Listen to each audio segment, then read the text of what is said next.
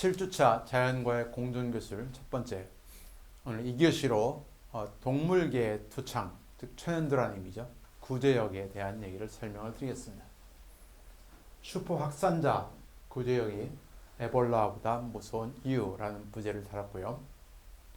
이번 주 주로 배울 내용은 구제역은 대형 사고다. 경제, 농촌의 대형 사고다라는 얘기를 설명을 드리고, 두 번째, 조기 검진이 핵심 대응책이다라는 내용을 설명을 드리겠습니다. 뉴욕 근방의 섬 중에 하나, 플럼섬이라는 섬이 있습니다. 여기는 외부인 출입 금지인 섬이죠. 영화 양들의 침묵에서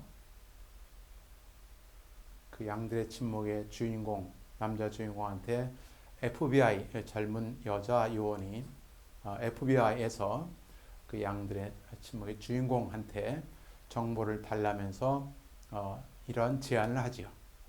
프롬섬에 휴가를 보내지 마. 즉 아무도 없는 그런 프롬섬에서 지낼 수 있도록 하지 마라고 얘기를 하는데, 프롬섬은 미국 정부의 비밀 섬이었습니다.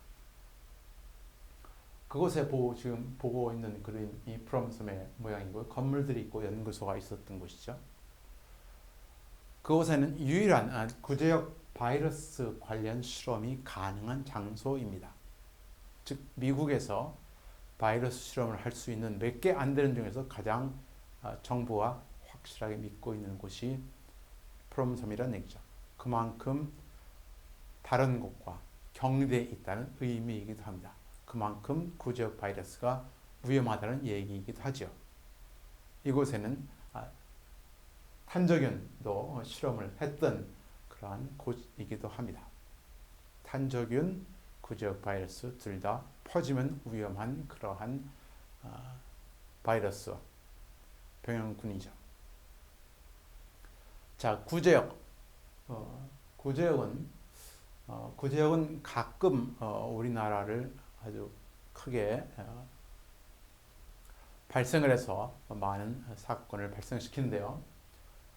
이 구제역이 발생이 됐을 때 축산연구소의 약 100여 명의 연구원이 스스로 아무 일이 없었는데도 불구하고 축산연구소를 다 폐쇄를 하고 무려 100일 동안 그 안에서 지냈습니다. 즉 외부의 모든 접촉을 차단해서 축산연구소 내에 있던 그러한 종돈 돼지의 그 종돈을 보호하기 위해서 취한 그러한 아주 고육책이었던 거죠. 즉 구제역이 발생했을 때 건물을 차단하고 1, 2km 내에는 모든 것이 들어오지 못하게 하는 것이 유일한 그러한 방어책이었다는 얘기입니다. 이 경제 피해가 상당히 큽니다. 경제 피해가 조 단위로 생기기도 하죠. 그리고 이 농촌에서 이 돼지를 키우는 농가가 아주 큰 타격을 입습니다. 또한 이 구제역이 한번 발생을 하면은 그 나라는 수출할 수가 없습니다. 따라서 돼지가 수출도 되지도 않고 또 사람들이 그 돼지를 먹지도 않는 그러한 문제가 발생이 되면서 농가에게는 아주 대단히 큰 그러한 경제적 부담이 생기는 것이 구제역입니다. 구제역은 어떻게 보면 단순히 병이라기보다는 경제적으로 큰 대형 사고라고 볼 수 있습니다. 이 구제역을 역사로 보게 되면 영국의 57년 전통의 국제 자동차 경주 대회가 매년 열려왔었는데요. 딱 한 번 취소됐던 경우가 그때 구제역이 2001년에 영국에서 대규모로 구제역이 발생했기 때문에 그때 유일하게 한 번 취소가 됐습니다. 왜냐하면 모든 바이러스를 다 통제하기 위해서 길을 차단하고 이러한 일이 필요했기 때문에, 즉 얼마나 구제역 확산이 무서우면은 57년 전통의 그러한 경주대회를 취소할 정도가 되었겠냐 하는 얘기죠. 여기 보이고 있는 것은 구제역에 붙인 그러한 경고문이죠. Foot and Mouth 즉 입과 발과 입과 이 발굽이라는 그러한 말의 뜻입니다. 이 구제역은 대단히 빨리 전파가 됩니다. 이 바이러스가 공기를 타고 전파가 되기 때문에 마치 감기처럼 전파가 된다라고 생각하면 되죠.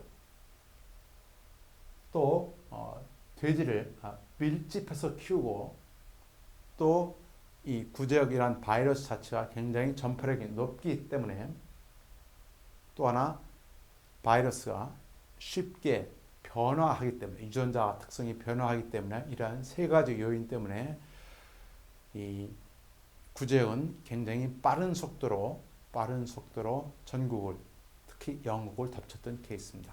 2001년도에 영국은 축산에서 그래도 세계적으로 가장 잘 방역이 돼 있다고 하는 곳인데도 불구하고 불과 2, 3주 만에 영국 전체가 다 구제역 바이러스 때문에 홍역을 치렀다고 할 수 있죠. 왜 이러한 구제역이 생기는 것일까요? 예전에는 아주 작은 동네에서 돼지 몇 마리 기르는 집들끼리 몇 마리 기르는 것이 전부였던 그러한 소규모 부업 형태였던 그러한 70년대 양돈 농가가 현재는 몇백 마리, 몇천 마리, 몇만 마리를 키우는 그러한 대규모 기업형 농장으로 형태를 바꿨습니다. 따라서 대규모 사육에 의해서 감염병이 아주 취약해진 거죠. 또 따라서 이러한 사육 방식을 개선해야 될 필요가 있다는 얘기고 어떻게 보면 가축의 웰빙이 필요하다는 내용이죠. 그래야만 바이러스에 강해질 수 있다라는 것이 축산 전문가들의 이야기입니다. 자, 우리 그럼 두 번째 바이러스에 대해서 좀 살펴보기로 하겠습니다.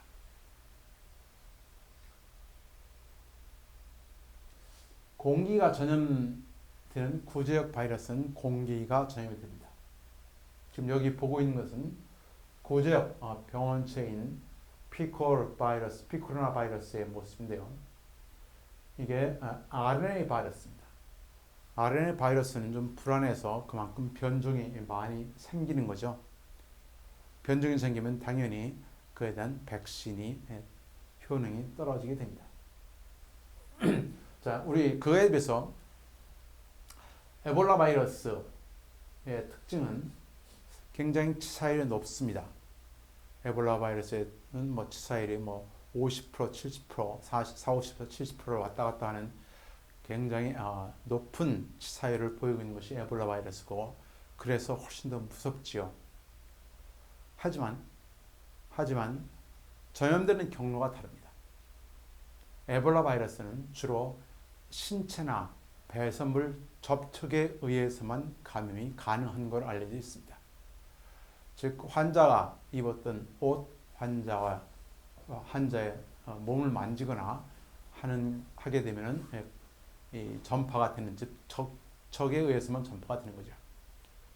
특히 이제 에볼라 바이러스가 맨 처음 발견된 것도 최초에 이 에볼라 바이러스를 가지고 있었던 원숭이로 예측이 됐는데 원숭이나 이러한 동물을 사람이 접촉을 하게 돼서 최초 환자가 생겼을 때 그 환자가 죽고 나자 그 장례하는 습관이 환자를 몸을 씻는 것이 장례의 습관이야 그 지역의 습관이었다고 얘기합니다.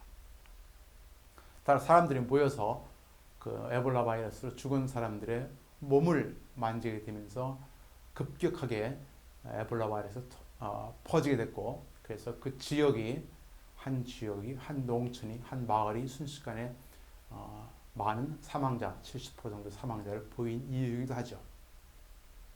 하지만 그때 다른 데로 퍼지지는 않았습니다. 퍼지는 않았죠. 그 이유는 바로 에볼라 바이러스는 퍼지는 방법이 신체적 접촉에 의했다는 것이죠. 그렇지만 구제역 바이러스는 공기를 통해서 이동이 가능합니다. 어떻게 이러한 바이러스가 공기를 통해서 이동할 수 있을까요? 이것은 마치 우리가 감기와 똑같은 방법인데요. 이 바이러스가 나와서 세포를 통해 나온 다음에 이 껍질이 부서지면서 안에 있는 알맹이만, 즉 핵 부분만 나오게 되면은 바이러스가 공중에 뜰 수 있습니다. 공기에 따라서 움직일 수가 있는 거죠. 그런 상태가 되면은 바이러스가 공기를 타고 감염이 됩니다. 특히 이제 구제역 같은 경우에는 피부 각질이, 우리 피부라는 것은 시간이 지나면은 피부가 점점점 올라오면서 껍질이 떨어져 나가죠. 이런 떨어져 나가는 부분이 공기에 날아가게 되면 그것을 통해서 바이러스 전파가 된다는 얘기죠.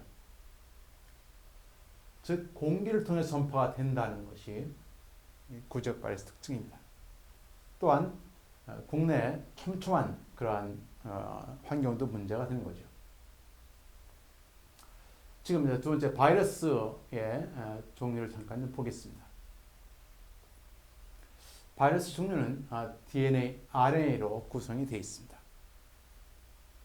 여기 지금 보이고 있는 바이러스의 모양이 보이고요.